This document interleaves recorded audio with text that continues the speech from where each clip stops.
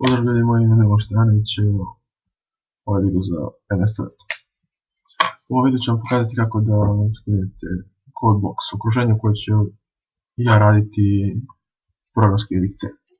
Naravno možete koristiti bilo šta od drugih okruženja. Za download CodeBox idemo na CodeBox, njihovu oficijalnu stranu CodeBox.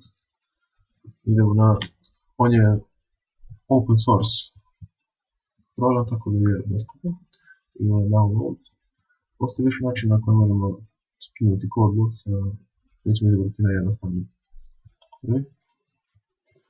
Ovdje nas pita kojem operativnom sistemu želimo instalirati CodeBox. Moj operativni sistem je Windows, tako da želim u Windowsu ga instalirati, a nama je potreban ovaj drugi file, ovaj, zbog toga što on u sebi sadrži gtc compiler. Vidite, izaberite jedan od dva sajta s kojeg možete skinuti. Ja sam već to uradio, pa neću sad opet. Vi skinete kad downloadujete file, pokrenite instalaciju, veoma jednostavno. To je to, možemo da vidimo sad kako izgleda CodeBox. Ja sam kucao neki program, file, new.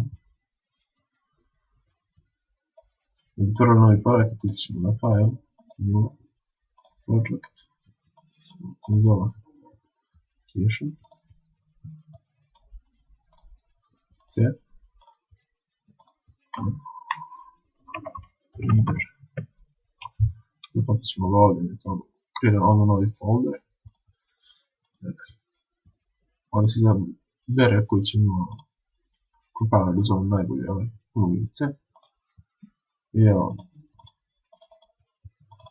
ovdje možemo otvoriti, ono automatski ovo otvore. Znači, CodeBox je jednostavan za upotrebu i možete ga skinuti kao što sam rekao. Ja ću ga koristiti daljim tutorialima za programske jedinice.